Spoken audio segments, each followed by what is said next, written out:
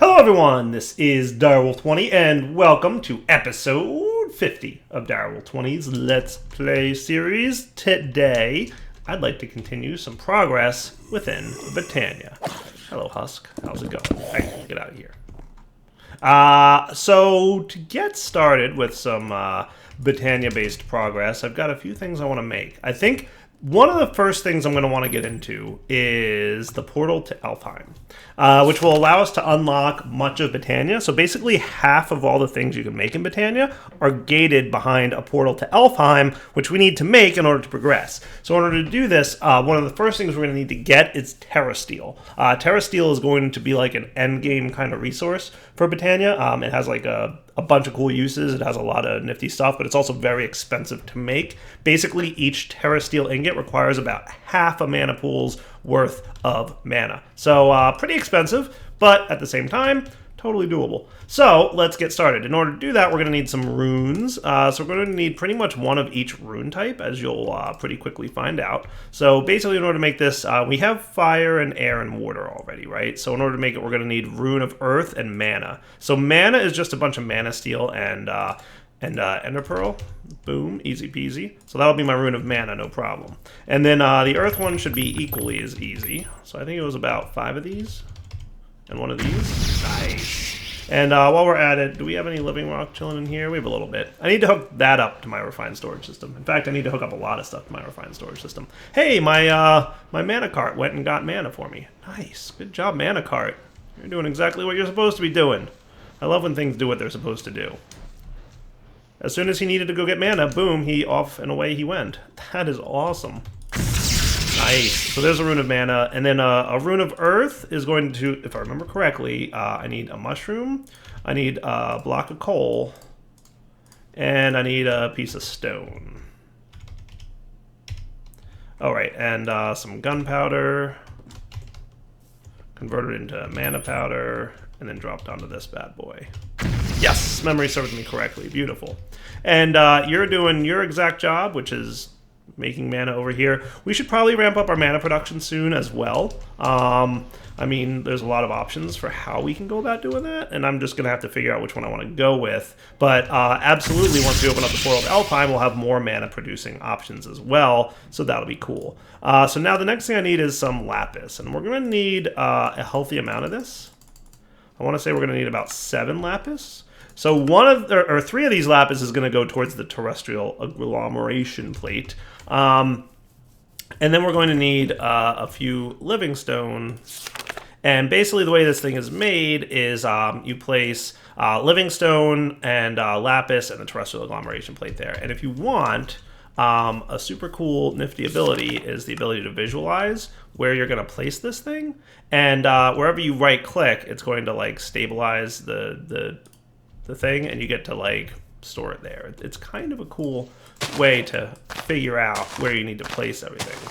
So you can see exactly what you need to place, right? And then you can put like these guys. So we'll put like 1, 2, 3, 4, and then we'll place this 1, 2, 3, 4. And this gets a lot better or a lot more useful as you get into more multi-block structures in Britannia. And look, structure complete, hooray! So now we've got a terrestrial agglomeration plate. Doubly cool, loving it. So let's make some Terra Steel. Nice. Good plan. So the mana pool's here. It's chilling. The best way to make mana steel, so there's a couple different ways to go about it, but really your best bet for making mana steel is you're going to want a couple of sparks. Sparks are kind of like an advanced method of, and let's get a couple, pink ought to do. So if I asked for that, but we put away you guys and instead did this, boom, we've got a couple of sparks. Nice.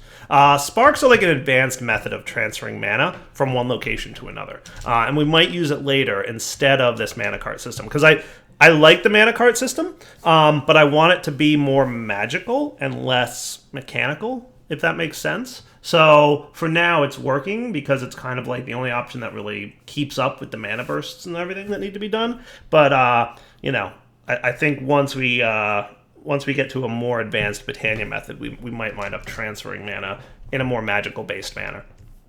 So for this spark to work, there's spark upgrades we can get, but we can't really use any of these until we have access to pixie dust, which requires the Elven Gateway, which is the portal to Elfheim. So we won't be able to play with any of the advanced features of Sparks yet, but for now, just note that all you need to do with Sparks is place one on the mana pool and place one on the terrestrial agglomeration plate, and now what will happen is mana can transfer from the pool directly to the agglomeration plate, kind of like a mana spreader would, but way faster. So if we did what we're trying to do with a mana spreader, it would take like a million years, and if we do it this way, it takes like seconds. So it's really pretty cool. So we're going to basically want a mana diamond, a mana ender pearl, and that. So boop, boop, boop. Nice. And then these guys wind up going on here. 1, 2, 3, and back away. And all of a sudden, we're going to see a bunch of particle effects that indicate things are behaving and doing the thing they're supposed to be doing. Nice. So basically, mana is being drained out of our pool pretty rapidly, and infusing itself into that terrestrial agglomeration plate. And then shortly, once we get to about half a pool's worth of mana getting dumped into there, we should have a piece of Terra Steel. Hooray! Terra Steel go. I like it. Terra Steel can be made into a whole bunch of really cool stuff. There's a sword you can make with it. There's some advanced wands and magical stuff. And then ultimately you can also use it for a Gaia Spirit Ingot, which we'll take a look at some point in the future once we get to the Gaia Guardian fight. You can also use it to upgrade any of your rings, so your ring of magnetization or any stuff. And then it also can be used to upgrade your armor sets, which is also like a really cool use because the Terra Steel armor is really nice. Really good armor stuff. And you can also make a Terra Shatterer, which is like an insanely good mining tool, which I've frankly never had a chance to play with too much, because usually by the time you have access to get that, you've probably automated mining.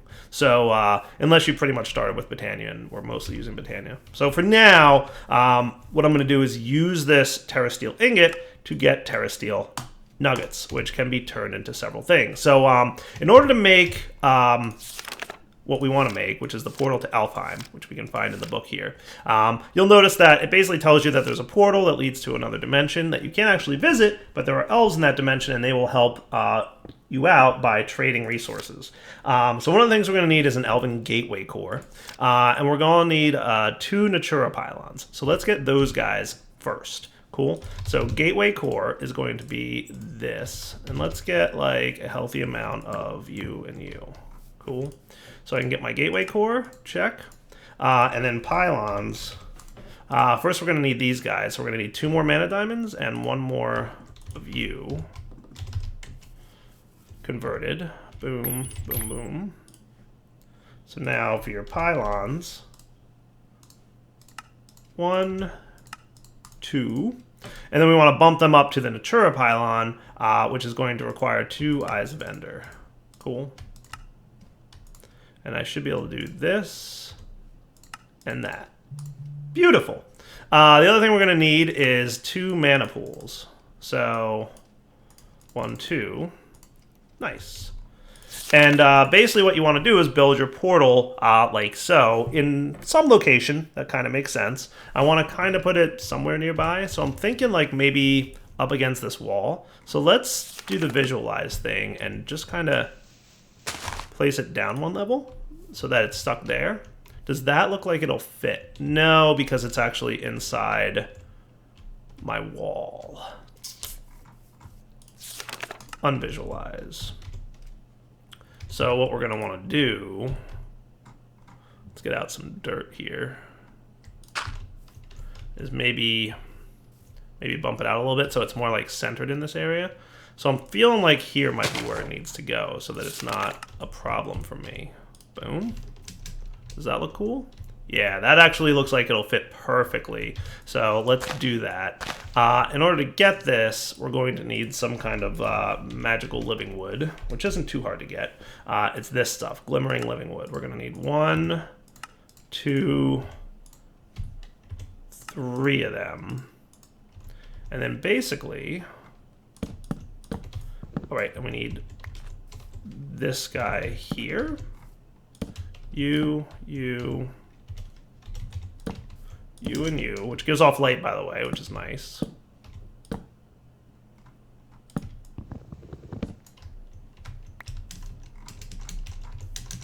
You and you. Beautiful. There's your Elven portal. Looks pretty good. Okay, let's pop home for a quick nap. So then our next step is basically to place a couple of mana pools nearby somewhere. They can really be anywhere within an 11-11 square area, but I'm going to place them right here, and then on top of those needs to go a Natura pylon.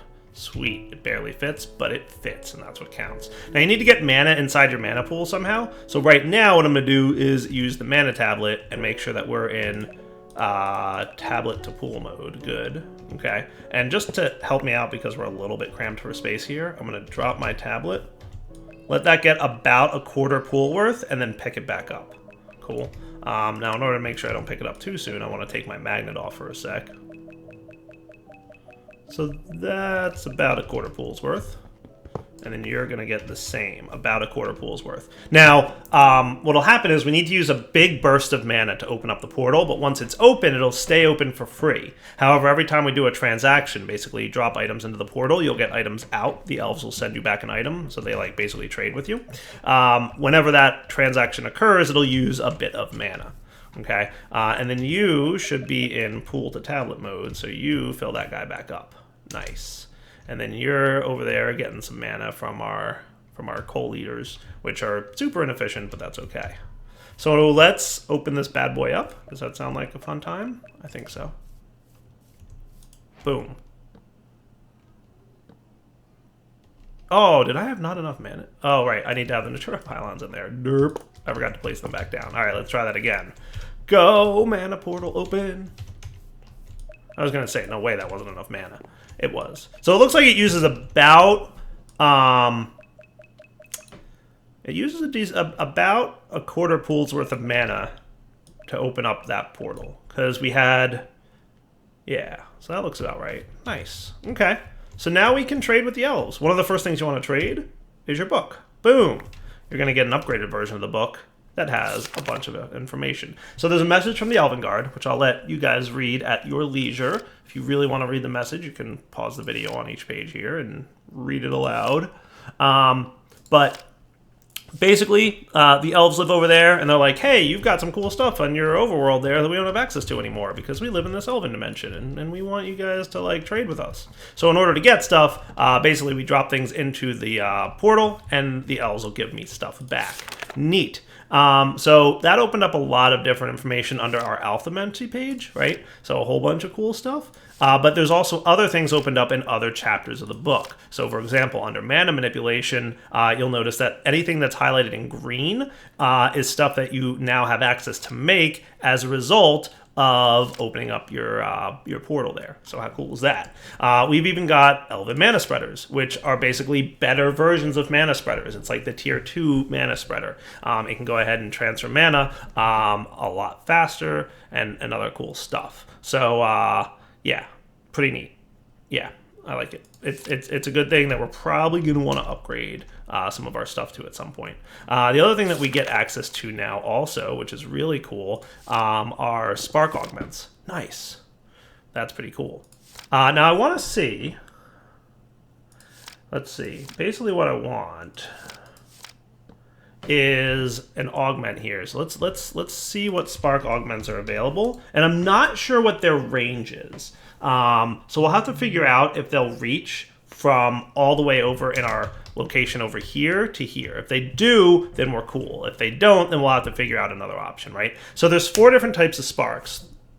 3 of them are related to each other, and 1 of them is completely separate. The Dispersive Spark will disperse anything in a mana pool into any mana-containing items in your inventory, like a mana tablet. So a Dispersive Spark, when you have a mana tablet in your inventory and you get in your mana pool, it'll fill the tablet up with the mana in the pool. We're not worried about that right now.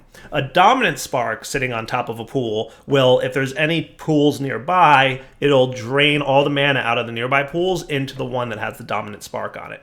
A Recessive one does the opposite. If there's mana in a pool, it'll empty that pool into any pools nearby. And then Isolated is you put that spark on a pool if you don't want Recessive or Dominant to be able to interact with it. So I want to make a Recessive one and basically say, hey, you over here, I want you to empty your mana into the mana pool that's over here. So in order to get this going, first off, I want to kick you off over to there and forcibly send you over, right? And now that you're empty, I'm going to pick this up, and we're going to see if a Recessive Spark is going to work out for us. So in order to make a Recessive Spark, we need a Rune of Earth, and then we need some Pixie Dust, which is made by taking a Mana Pearl, so basically an Ender Pearl. Boom. We're going to drop it in here, and then we're going to drop it in there, and that gets us that guy. And then what I should be able to do is make a Recessive Spark. Neat.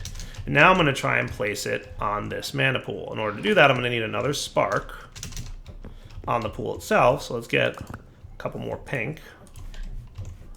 Cool. We're going to make this, but I'm going to put you guys away and put these in their place. And then we're just going to cross our fingers. I have no idea what the range is of a spark, but we're going to find out pretty much right now, because we're going to place our Recessive Spark on here, and you don't seem to be recessiving it. So that's not cool. I wonder if there's anywhere I can find out the actual range of a spark and see how close we are. Because if we're like a block or two away, I might move the pool here. But if you have a range of like 5 blocks, then that's not going to work for my nifty little plan. So let's, you know, see. Let's see.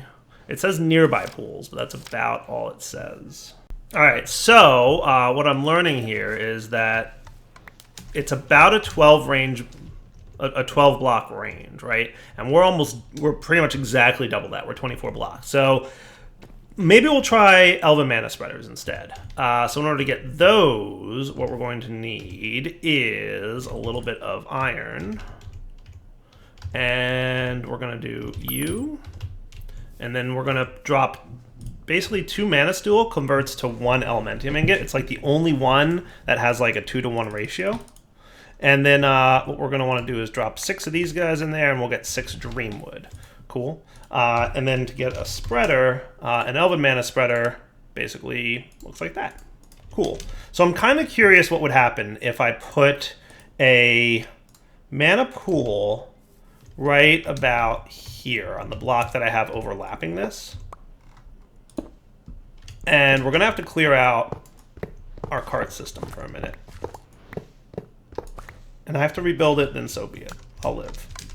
And what I'm going to do is throw this Mana Spreader. And let's also get our lens, because I'm going to need that lens back that I had. Resistance? No. What happened to the lenses that I had? They're not in there. Did I put them all in there? Yeah, that's why. Okay, cool. Back in a sec. Okay, let's try this. So I'm going to try a lens. We're going to want 4 of these.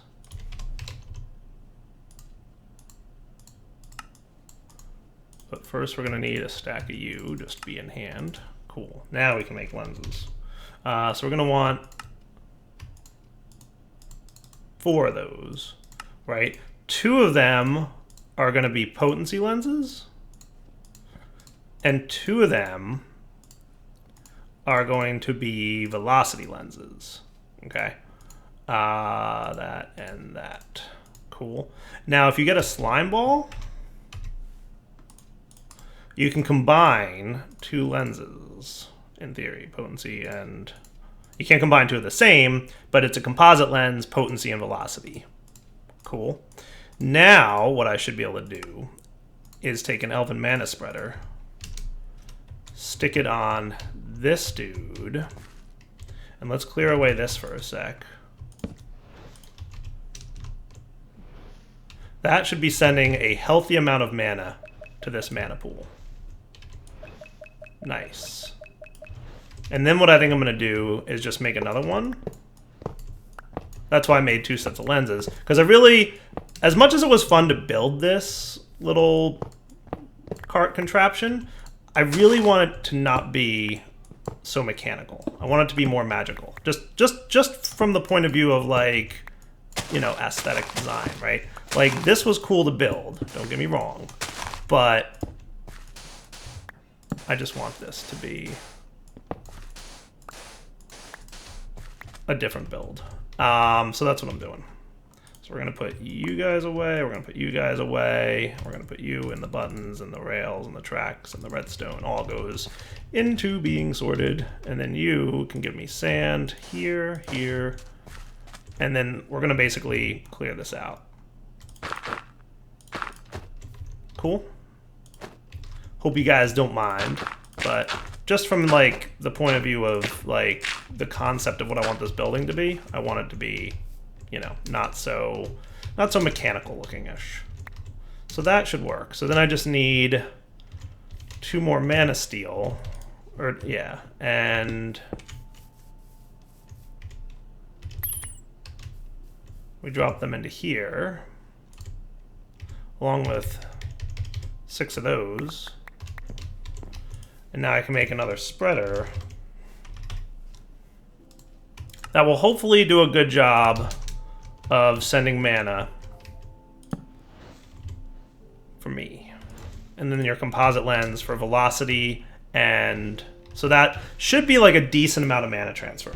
And basically what we're gonna have to do is eventually find out if you're keeping up with the mana transfer, but I think you will. I think you'll do a great job, actually. It's clearly not gonna be as fast of a mana transfer method as what we had before, but that's okay. And we'll do more with sparks in a bit. So that's our mana stuff. Neat. Let's look at what mana generating flowers we have, because I'd like to generate more mana as well. So generating flora, we've got new options available to us. We've got the Kekamuris and the Raffluaustia, and we've got the Shulk-Me-Not. Oh, that sounds cool. I don't know what the Shulk-Me-Not is. Creates mana by harnessing the power of the levitation effect. Will create a massive amount of mana while its internal buffer is empty, and a monster within its range is hit with a Shulker's projectile, causing it to gain levitation. Interesting. So basically, the Shulker has to be targeting the entity. It also kills the Shulker and the entity that's hit when it absorbs the mana.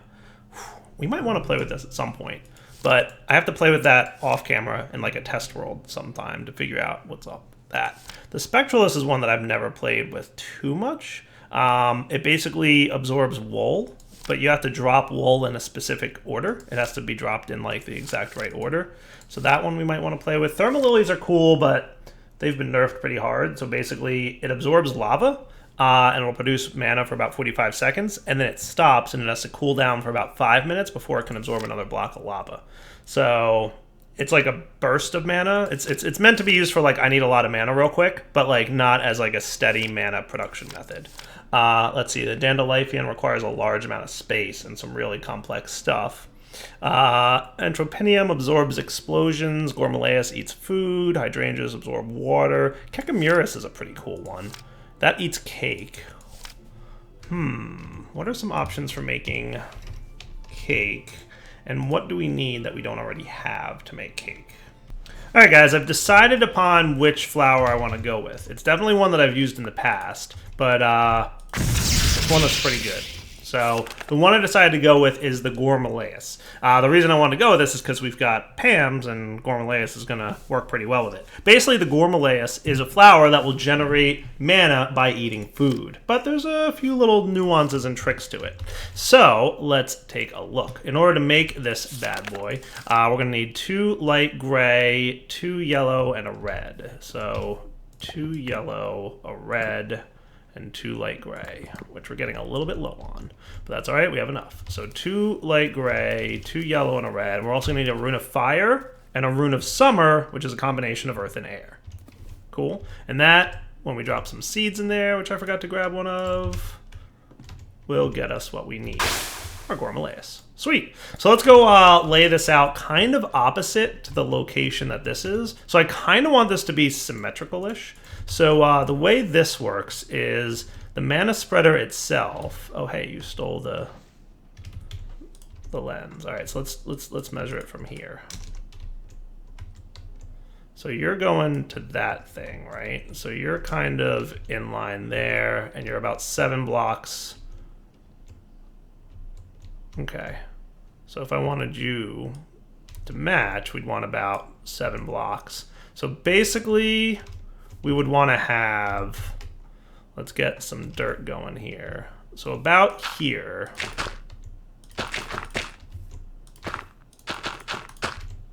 Is where we want this thing to live.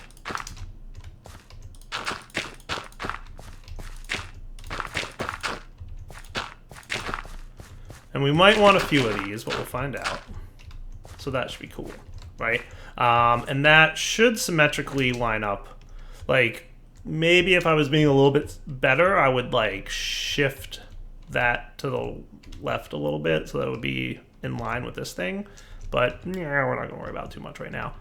So then I'm going to want my Elven Mana Spreader to basically be here. And we're going to bind you, put you in binding mode to this dude. So now if we kind of measured this, you to here should be 7 by 4. Just like you to here are 7 by 4, right? So that's pretty much symmetrically aligned. Neat. I like it. Quick nap time. So then we're going to check out the Gormalaeus. Now, I'm already auto-crafting a pretty good food source, and I'm not 100% sure if there's a limit to how good the food can be. Knowing Basky, there probably is. Okay. So it'll eat up any food in the mouth. There's a catch. It can only digest a single food item at a time. And the mana that is created when it's done digesting. Any other food it finds, it'll also devour, but not create mana from it. What this means is, if you drop food on a flower that's currently working on another piece of food, it'll eat it and not generate any mana from it. So it's a huge waste. The amount of time it takes to digest a delicacy depends on its nutritional value. So basically the amount of food points it restores. So it basically, the amount of mana created also makes use of the value, but in a way where the more food points the food heals, the more efficient it is. For example, a single steak will produce more mana than 2 apples. Cool. So I'm going to try out, we're going to start off with this guy right here and make sure he's bound to this dude, which he should be because we placed him after the spreader. And I'm going to drop a piece of ham on there. Wow, he's taking a long time to eat that ham. But then mana spreading is happening. So that's not bad. And we'll see that he actually did a pretty decent job of generating a pretty decent amount of mana. That ain't bad at all. However, note that if I drop a piece of ham on there right now, it'll generate another burst of mana, right? Cool. Now if I drop another piece of ham on there, and then we drop another piece while it's eating, and even another piece while it's eating, it'll only generate 1 burst of mana for that. So those 3 pieces I dropped, it only generated mana from 1 of them, and it wasted 2 of them. So that's a bad time. So we don't want to let that happen. So long story short, we want to make sure that we are dropping food in a pretty intelligent manner. But you're actually doing a great job of producing mana. I am mighty proud of you. So that's a pretty good producer. Not bad at all. Let's get a couple more of those. And then maybe we will work next episode towards automating them. So I've got 1 Rune of Summer. Let's get 1 more. So I'm going to want a slime ball, 2 sand, and a melon. Slime ball, 2 sand, and a melon, along with these guys. And then we're going to want a Rune of Fire. So it's going to be another wart, another brick, gunpowder times 2, and my nether brick. You and you. You're done. You guys can go together with that. Now, by the way, it should be noted that the faster you dump mana into this thing, the quicker it's going to craft. So if you find yourself taking a long time to craft, it might not be a bad idea to upgrade your mana spreader to the next tier. And even throw a potency lens on there if you really want to, just as an FYI. But that should be cool. I guess while we're here, we should get some shears, and we should get some bone meal, because we're going to basically want to get more of this stuff. So I'm going to plant you, I'm going to shear it, and I'm going to convert you into the 4. Cool.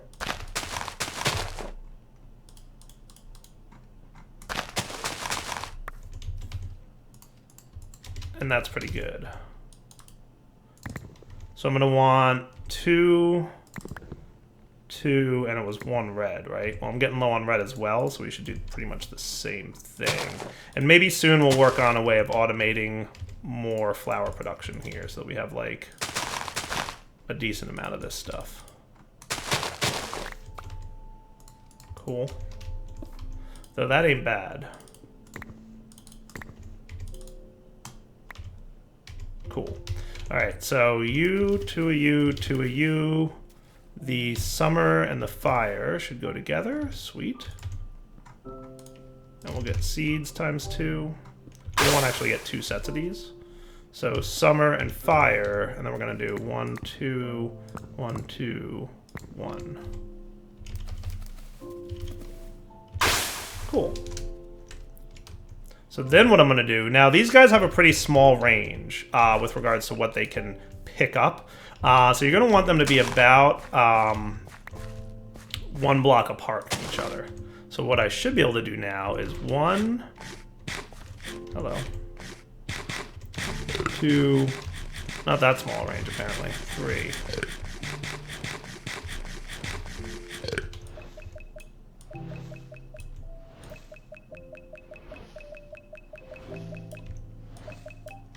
Interesting.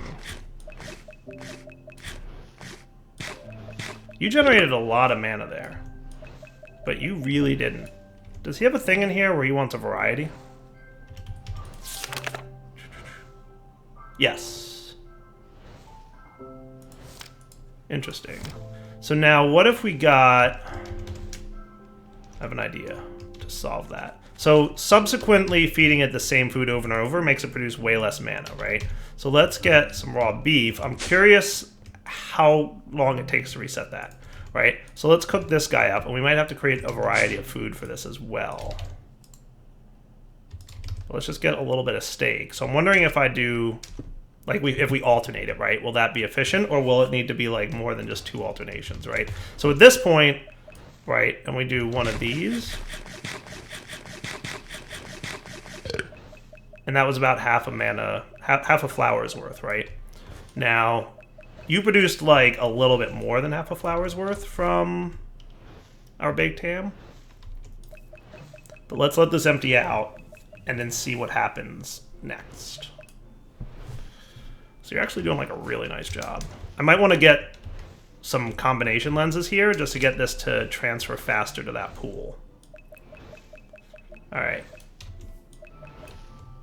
And I'm assuming, I don't know if you guys noticed, but there's like a slower munching effect.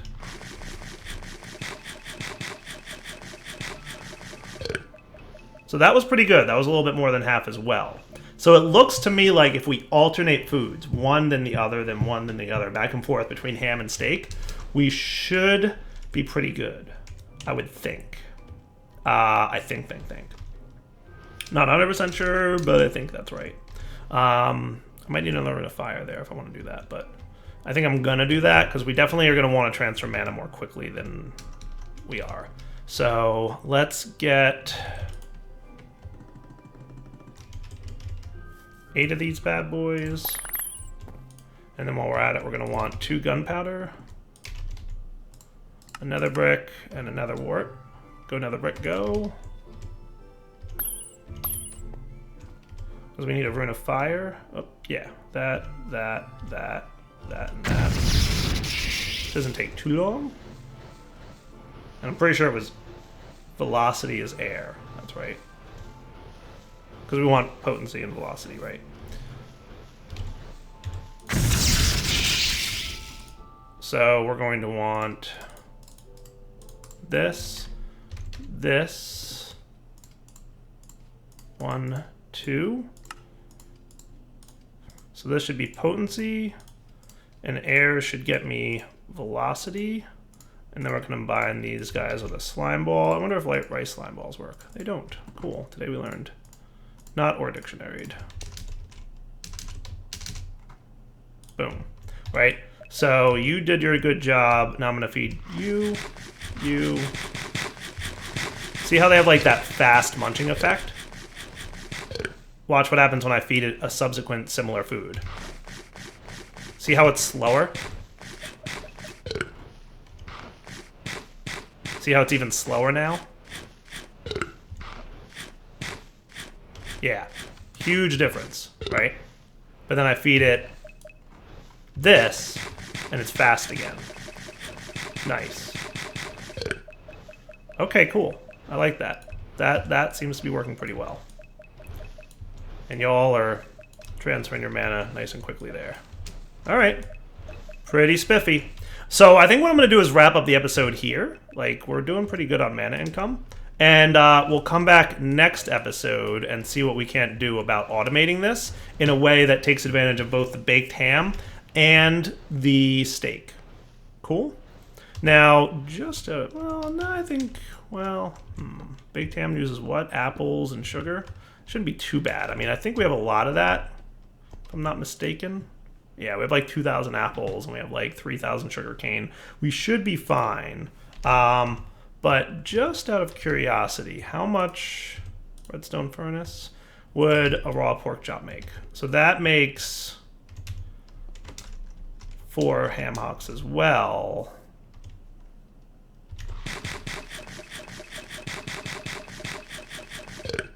So that's about half a Gormalaeus worth, right? To make sure that's all the way empty. And that ham is about, what's that? 25% more? So is it worth it? I don't know. We'll have to think about it.